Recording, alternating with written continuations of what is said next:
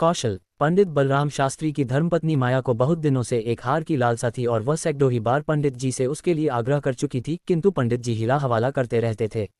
ये तो साफ साफ ने कहते थे कि मेरे पास रुपए नहीं है, इनसे उनके पराक्रम में बट्टा लगता था, तरकनाओं की शरण लिया करते थे।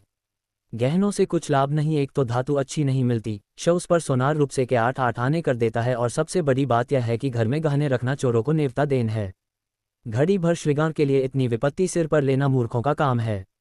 बेचारी माया तर्क शास्त्र न पई थी, इन युक्तियों के सामने निरुत्तर हो जाती थी। पड़ोसिनों को देख देख कर उसका जी ललचा करता था, पर दुख किससे कहे।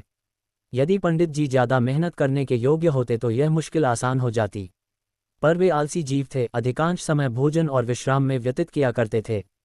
पत्नी जी की कटुक्तियां सुननी मंजूर थीं, लेकिन निद्रा की मात्रा में कमी न कर सकते थे।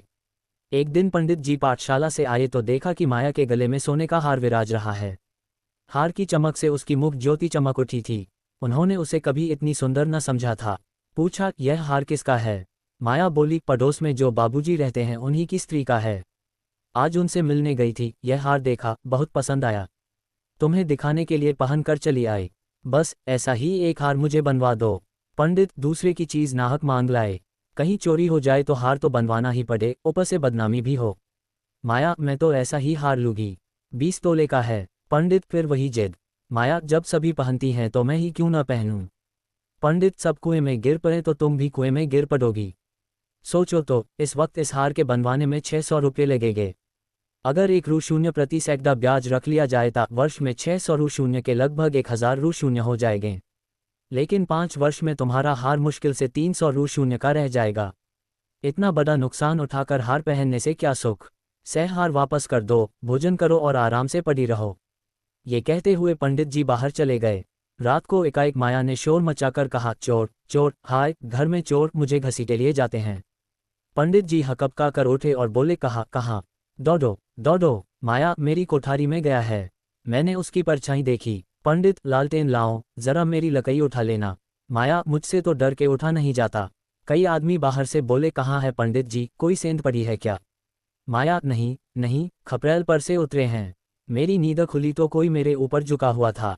हाय रे, ये तो हार ही ले गया, पहने पहने सो गई थी। मुए ने गले से निकाल लिया। हाय भगवान! पंडित, तुमने हार उतार क्या न दिया था?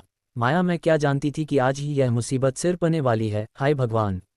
पंडित, अब हाय हाय करने से क्या होगा, अपने कर्मों को रो। इसीलिए कहा करता था कि सब घड़ी बराबर नहीं जाती, न जाने कब क्या हो जाए। अब आई समझ में मेरी बात, देखो और कुछ तो न ले गया। पड़ोसी लालटेन लिए आ पहुंचे। घर में कोना कोना देखा, करियां देखी, छत पर चक्का देखा, अगवाड़े पिछवाड़े देखा, शौचगृह में झांका, कहीं चोर का पता न था। एक पड़ोसी किसी जानकार आदमी का काम है, दूसरा पड़ोसी बिना घर के भेदिए के कभी चोरी नहीं होती। और कुछ तो नहीं ले गया। माया, और तो कुछ नहीं गया। बर्तन सब पड़े हुए हैं, संदूक भी बंद पड़े हैं। निगोडे को ले ही जाना था तो मेरी चीजें ले जाता, पराई चीज ठहरी। भगवान, उन्हें कौन मुंह दिखाओगी। पंडित, अब गहने का मजा मिल गया ना। माया, हाय भगवान, यह अपजस बदा था। पंडित, कितना समझा के हार गया, तुम न माई न माई। बात की बात में 600 रू शून्य निकल गए। अब देखो भगवान कैसे लाज रखते हैं। माया, अभागे मेरे घर का एक एक तिनका चुन ले जाते तो मुझे इतना दुख खाना होता। अभी बेचारी ने नया ही बनवाया था। पंडित, खूब मालूम है, 20 तोले का था। माया, 20 ही तोले को तो कहती थी। पंडित, बधिया बैठ गई और क्या। माया, कह दूंगी घर में चोरी हो गई, क्या लेगी। अब उनके लिए कोई चोरी थोड़े ही करने जाएगा। पंडित, तुम्हारे घर से चीज गई, तुम्हें देनी पड़ेगी। उन्हें इससे क्या प्रयोजन कि चोर ले गया या तुमने उठाकर रख लिया, पतेगी ही नहीं। माया, तो इतने रुपए कहाँ से आएंगे। पंडित, कहीं न कहीं से तो आएंगे ही, नहीं तो लाज कैसे रहेगी, मगर कि तुमने बड़ी भूल। माया, भगवान से मंगनी की चीज भी न देखी गई। मुझे काल ने घेरा था, नहीं तो इस घड़ी भर गले में डाल लेने से ऐसा कौन सा बड़ा सुख मिल गया। मैं हूं ही अभागिनी। पंडित, अब पछताने और अपने को कोसने से क्या फायदा। चुप हो के बैठो, पड़ोसन से कह देना, घबराओ नहीं, तुम्हारी चीज जब तक लौटा न देंगे तब तक हमें चैन न आएगा। 2. पंडित बालकराम को अब नित्य ही चिंता रहने लगी कि किसी तरह हार बने। यूं अगर टाट उलट देते तो कोई बात न थी, पड़ोसन को संतोष ही करना पड़ता, ब्राह्मण से डाडम कौन लेता। किंतु पंडित जी ब्राह्मणत्व के गौरव को इतने सस्ते दामों न बेचना चाहते थे। आलस्य छोड़कर धनोपार्जन में दच्चित हो गए। 6 महीने तक उन्होंने दिन को दिन और रात को रात नहीं जाना। दोपहर को सोना छोड़ दिया, रात को भी बहुत देर तक जागते। पहले केवल एक पाठशाला में पाया करते थे। इसके सिवा वह ब्राह्मण के लिए खुले हुए 101 व्यवसायों में सभी को निंदनीय समझते थे। अब पाठशाला से आकर संध्या एक जगह भगवत की कथा कहने जाते, वहां से लौटकर 11-12 बजे रात तक जन्मकुंडलियां, वर्षफल आदि बनाया करते। प्रातःकाल मंदिर में दुर्गा जी का पाठ करते। माया पंडित जी का अध्यवसाय देखकर कभी कभी पछताती कि कहाँ से मैंने यह विपत्ति सिर पर ली, कहीं बीमार पड़ जाएं तो लेने के देने पड़े। उनका शरीर क्षीण होते देखकर उसे अब ये चिंता व्यथित करने जगी।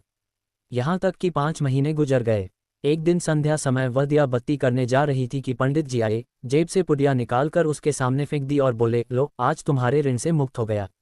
माया ने पुड़िया खोली तो उसमें सोने का हार था। उसकी चमक दमक, उसकी सुंदर बनावट देखकर उसके अंत स्थल में गुदगदी सी होने लगी। मुख पर आनंद की आभा दौड़ गई। उसने कातर नेत्रों से देखकर पूछा, खुश होकर दे रहे हो या नाराज होकर? एक पंडित, इससे क्या मतलब? ऋण तो चुकाना ही पड़ेगा, चाहे खुशी हो या ना खुशी। माया, ये ऋण नहीं है। पंडित, और क्या है? बदला सही। माया, बदला भी नहीं है।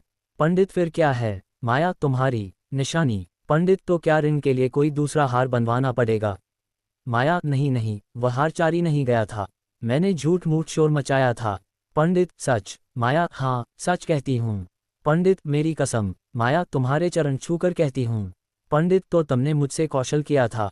माया, हाँ। पंडित, तुम्हें मालूम है तुम्हारे कौशल का मुझे क्या मूल्य देना पड़ा? माया, क्या 600 रू शून्य से ऊपर? पंडित, बहुत ऊपर। इसके लिए मुझे अपने आत्मस्वातंत्र्य को बलिदान करना पड़ा।